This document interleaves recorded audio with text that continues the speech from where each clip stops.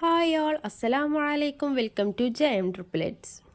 അരി ഒന്നും വെള്ളത്തിലിടാതെ ഇതുപോലെ നല്ല പതച്ച് വന്ന മാവ് കൊണ്ട് ഉണ്ടാക്കിയ ഒരു അടിപൊളി ബ്രേക്ക്ഫാസ്റ്റിൻ്റെ റെസിപ്പി ആയിട്ടാണ് ഞാൻ ഇന്ന് വന്നിട്ടുള്ളത്. നല്ല സോഫ്റ്റും നല്ല ടേസ്റ്റി ആയിട്ടും കുട്ടികൾക്കൊക്കെ ഒരുപാട് ഇഷ്ടപ്പെടുന്ന ഒരു അടിപൊളി ഹെൽത്തി ആയിട്ടുള്ള ഒരു ബ്രേക്ക്ഫാസ്റ്റിൻ്റെ റെസിപ്പിയാണ് കേട്ടോ. അപ്പോൾ എല്ലാവരും മുഴുവനായിട്ട് സ്കിപ്പ് അടിച്ചാതെ വീഡിയോ കാണണേ. അപ്പോൾ അതെങ്ങനെ ഉണ്ടാക്കുന്നതെന്ന് കണ്ടു നോക്കിയാലോ. അപ്പോൾ അതിന് ഞാനിവിടെ ആദ്യം ഒരു മിക്സിൻ്റെ ജാർ എടുത്തിട്ടുണ്ട്. അതിലേക്ക് ഒരു ഗ്ലാസ് വെള്ളമായിട്ട് ഒഴിച്ച് കൊടുക്കുന്നത്. ഞാൻ ഈ മെഷർമെൻറ്റൊക്കെ ഈ ഒരു ഗ്ലാസ്സിലാണ് എടുക്കുന്നത് കേട്ടോ. ഇനി ആ ഒരു ഗ്ലാസ്സിൽ തന്നെ 2 കപ്പ് അരിപ്പൊടിയാണ് ചേർത്ത് കൊടുക്കുന്നത്.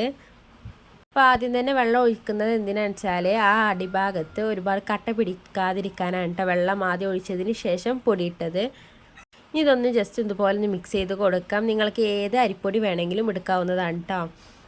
ഇനി അടുത്ത് ഞാൻ ഇതിലേക്ക് ചേർത്ത് കൊടുക്കുന്നത് ചോറാണ് കേട്ടോ. 1/2 കപ്പ് ചോറാണ് എടുത്തിട്ടുള്ളത്.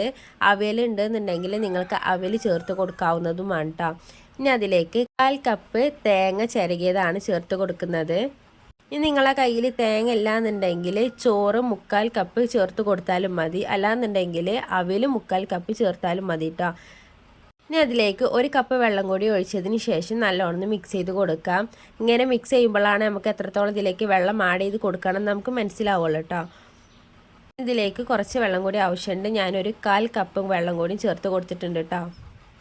ഇനി അടുത്ത് ഞാൻ ഇതിലേക്ക് ചേർത്ത് കൊടുക്കുന്നത് 1/4 ടീസ്പൂണ് ഈസ്റ്റാണ് കേട്ടോ. നല്ല വീര്യം കൂടി ഈസ്റ്റാണ്, അതുകൊണ്ട് കുറച്ചിട്ട് കൊടുത്താൽ മതി കേട്ടോ. അതിന് ശേഷം 1 സ്പൂണ് പഞ്ചസാര ആഡ് ചെയ്ത് കൊടുത്തിട്ടുണ്ട്. അതിന് ശേഷം ഒരു 1/4 ടീസ്പൂണ് ഉപ്പും കൂടി ചേർത്തിട്ടുണ്ട്. ഇനി നല്ലോണം മിക്സ് ചെയ്ത് കൊടുത്തിട്ടുണ്ട് കേട്ടോ. ഇനി നല്ലോണം ബ്ലെൻഡ് ചെയ്തെടുക്കണം. ഇപ്പോൾ 2 കപ്പ് അരിപ്പൊടിയിലേക്ക് ഞാൻ 2/4 കപ്പ് വെള്ളമാട്ടോ ഒഴിച്ച് കൊടുത്തിട്ടുള്ളത്. ഇനി നല്ലോണം ഇതുപോലെ ഒന്ന് ഫൈനായിട്ടൊന്ന് അരച്ചെടുത്തിട്ടുണ്ട്. ഞാൻ ഇതുപോലെ നല്ലൊരു വലിയൊരു പാത്രത്തിലേക്ക് ഒഴിച്ച് കൊടുത്തിട്ടുണ്ട് കേട്ടോ. ഈ ഒരു പാത്രത്തിൽ 1/4 ഭാഗത്തോളമാണ് ഈ ഒരു മാവുള്ളത്.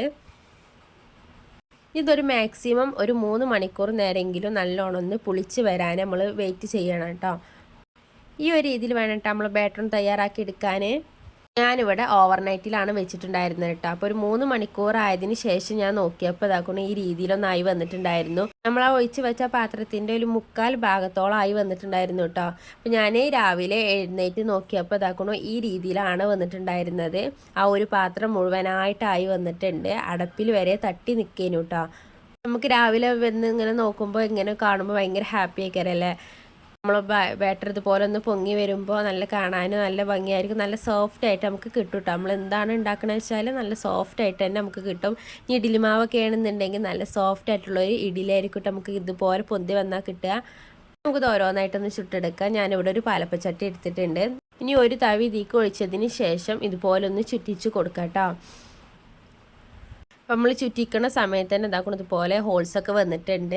ഇത് അടച്ചിട്ട് കാണ്ട വേണം വേവിച്ചെടുക്കാൻ കേട്ടോ. അടച്ചിട്ടാലാണ് ഇതിൻ്റെ ആ ഒരു സെൻറ്റർ ഭാഗത്ത് പൊന്തി വരുള്ളൂ കേട്ടോ. അല്ലാന്നുണ്ടെങ്കിൽ അത്ര വലിയ പെർഫെക്റ്റ് ആയിക്കാണ്ട് പൊന്തി വരില്ല. അപ്പോൾ നല്ലോണം ഇതുപോലെ നായതിന് ശേഷം ഒന്ന് അടച്ചിട്ട് കാണ്ടതും കൂടി ഒന്ന് വേവിച്ചെടുക്കാം.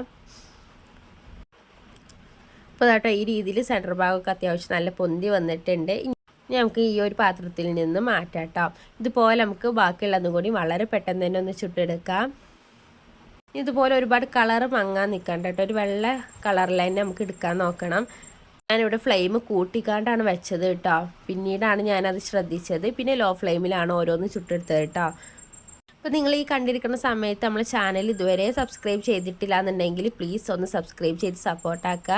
അതുപോലെ തന്നെ നിങ്ങൾക്ക് ഇഷ്ടമാകുന്നുണ്ടെങ്കിൽ ഫ്രണ്ട്സിനും റിലേറ്റീവ്സിനൊക്കെ നമ്മൾ ഈ ചാനലൊന്ന് ഷെയർ ചെയ്ത് കൂടി കൊടുക്കുക കേട്ടോ. അപ്പോൾ നമ്മൾ വളരെ പെട്ടെന്ന് തന്നെ ഞാൻ ബാക്കിയുള്ളതും കൂടി ഒന്ന് ചുട്ടെടുത്തിട്ടുണ്ട്. നല്ല സോഫ്റ്റ് ആയിട്ടുള്ള പാലപ്പം ഇവിടെ റെഡി ആയിട്ടുണ്ട് കേട്ടോ. വളരെ എളുപ്പത്തിൽ തന്നെ നമുക്ക് ഉണ്ടാക്കിയെടുക്കാൻ പറ്റുന്ന ഒരു അടിപൊളി ബ്രേക്ക്ഫാസ്റ്റാണിത്. ഒരുപാട് പുളിയൊന്നും ഉണ്ടാവില്ല കേട്ടോ. നല്ല ചിക്കൻ കറീൻ്റെ കൂടെയും അതുപോലെ തന്നെ മുട്ടക്കറീൻ്റെ ഒക്കെ കൂടെയൊക്കെ കഴിക്കാൻ പറ്റുന്ന ഒരു അടിപൊളി റെസിപ്പിയാണ് കേട്ടോ. ഇതിൻ്റെ ഉൾവശം എന്ന് പറയുന്നത് നല്ല സോഫ്റ്റ് ആയിട്ടുള്ള തന്നെയാണ്. കണ്ടില്ല അതുപോലെ നല്ല സോഫ്റ്റ് ആയിരിക്കും കേട്ടോ. അപ്പോൾ ഇന്നത്തെ വീഡിയോ ഇത്ര ഉള്ള എല്ലാവർക്കും ഇഷ്ടമായെന്ന് വിചാരിക്കുന്നു. ഇഷ്ടമായിക്കണമെന്നുണ്ടെങ്കിൽ പ്ലീസ് ഒന്ന് സബ്സ്ക്രൈബ് ചെയ്യുക, ലൈക്ക് ചെയ്യുക. ഫീഡ്ബാക്ക് നമ്മൾ കമൻറ്റ് ബോക്സിലും അറിയിക്കാൻ മറക്കരുത് കേട്ടോ. അപ്പോൾ നാളെ ഇൻഷാ അല്ലാഹ് മറ്റൊരു വീഡിയോ ആയിട്ട് വരാം. ബൈ, അസ്സലാമു അലൈക്കും.